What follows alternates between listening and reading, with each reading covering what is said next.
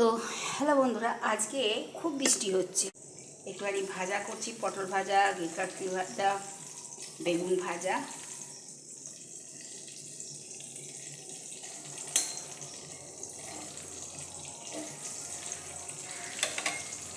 হয়ে এসছে, তুলে নেব এক্ষুনি।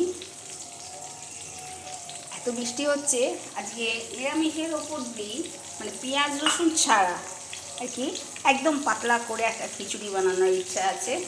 তার সাথে এগুলো তো এগুলো তো লাগবে। ভাজা হয়ে গেছে, আমি তুলে ফেলছি একটা একটা করে।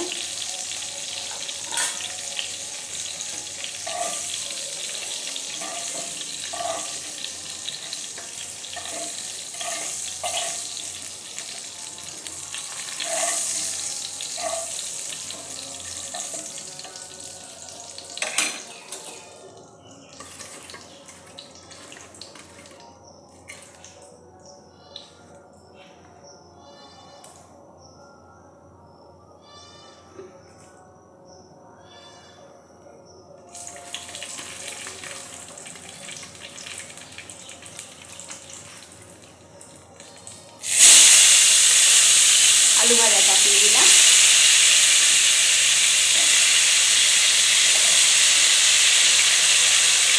যখন কিছু করতে ভালো না লাগে তখন আমি মোটা মোটা করে আলু ভাজা করি, এতে ঢাকা দিয়ে দিলে সেদ্ধ হয়ে যাবে। আর এই চাল আর ডাল ভিজিয়ে রেখেছি, টমেটো দিয়ে দেবো, আলু দিয়ে দেবো, হয়ে যাবে খুব তাড়াতাড়ি। আলু না দিলেও চলে যাবে। এমনি বাচ্চারা যখন ছোট থাকে তখন যেরকম খিচুড়ি করানো হয়, খাওয়ানো হয় বাচ্চাদেরকে, সেইভাবে আমি খিচুড়ি তৈরি করছি।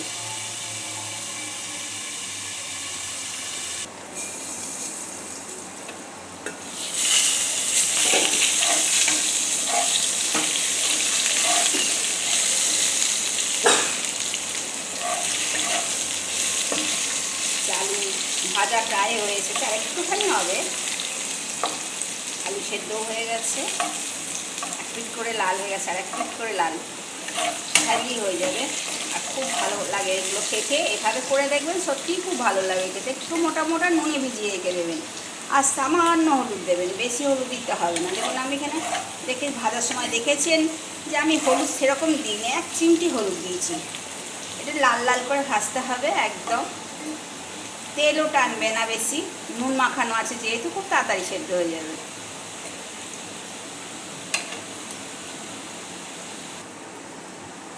হয়ে গেছে, এটাকে তুলে নিই, একদম রেডি।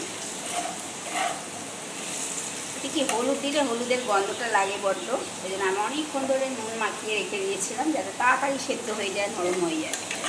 আর এরকম বড় বড় ছেলেরা ভীষণ ভালোবাসে এটা। এটা হচ্ছে ফাঁকিবাজি রান্না, যেটাকে বলা হয় খিচুড়িটা হচ্ছে ফাঁকিবাজি রান্না। কিচ্ছু সেরকম দেবো না, ছোট্টবেলা বাচ্চাদেরকে করে খাওয়ানো হতো যেরকম সেরকম, আর কিচ্ছুটি না।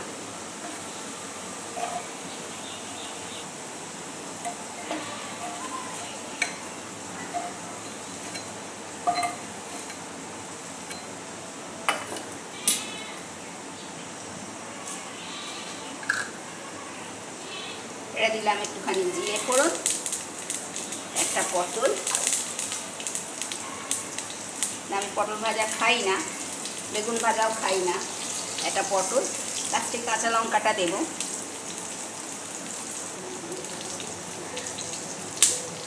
লঙ্কাগুলো এইভাবে চিড়ে রেখে দিলাম।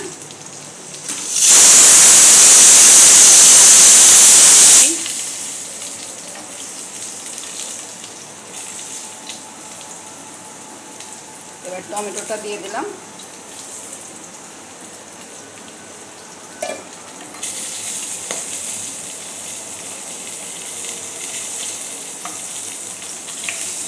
হালকা করে ভাজবো, বিশাল যে খড়া করে ভাজতে তার কোনো ব্যাপার নেই।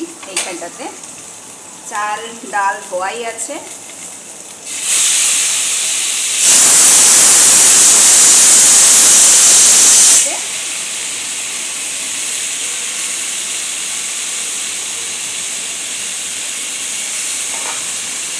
কাঁচা লঙ্কা দিয়ে দিলাম।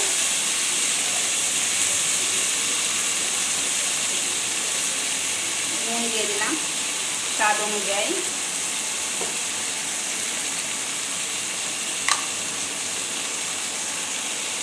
হলুদও দিয়ে দিলাম।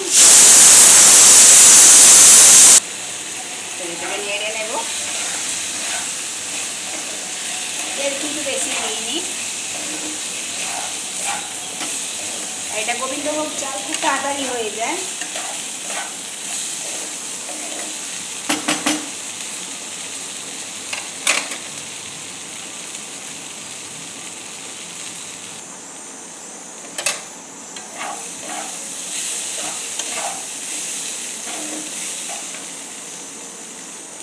সামান্য একটুখানি হলুদ দিয়েছি, আদা দিয়ে দিলাম, হলুদ দিয়েছি, সরি ঠিক হয়ে গেছে। গ্রেট করে দিচ্ছি আদাটাকে একটু। আদা কী করি, বেশি যখন নিয়ে আসে রোদে শুকিয়ে রেখে দিই, গ্রেট করা যায় খুব তাড়াতাড়ি। একটা কোটোতে করে শুকিয়ে রেখে দিলে পরে অনেক দিন থাকবে এবং গ্রেট করার পক্ষে সুবিধা হয়। পান্নাটা হয়তো বাটা যায় না, শিলনোড়াতে দিলে আগে থেকে জলে ভিজিয়ে রাখতে হবে। এবার এটাকে আমি জল ঢেলে দেবো। আলুটা যেহেতু সিটি পড়েছে,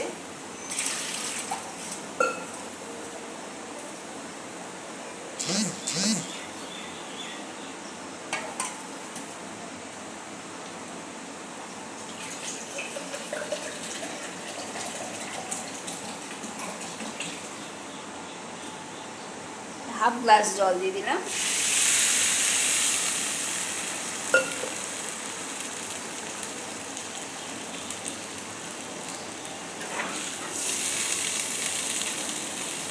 একদম সাদা মাটা, আর খাওয়ার সময় ঘি দিয়ে দেবো, তাহলেই খাওয়াটা। যে আলু সেদ্ধ হয়ে গেছে, আলুটাও এতে দিয়ে দিলাম। এবার ঢাকা লাগিয়ে দিলাম, খানিকক্ষণ ফুটলি তৈরি হয়ে যাবে খিচুড়ি। চলো দেখতে থাকো। এ দেখো হয়ে গেছে, যা জল দিয়েছি সবটাতেই এটা প্রায় হয়ে এসছে। একদম টাইট করে নিই, আর এই ঝোল ঝোল ভালো লাগে না। টমেটোটা গোটা রেখেছি এই কারণে, টমেটোটা যদি ঘেঁটে দিতাম হয়তো সেদ্ধটা একটু খচখচে হতো, সেজন্য টমেটোটা রেখেছি। এবার এতে ঘেঁটে দিলাম, আর একটুখানি হলে একটু ঘি দিয়ে দেবো, হয়ে যাবে রান্না কমপ্লিট। চলো এবার 1 চামচ ঘি দিয়ে দিলাম।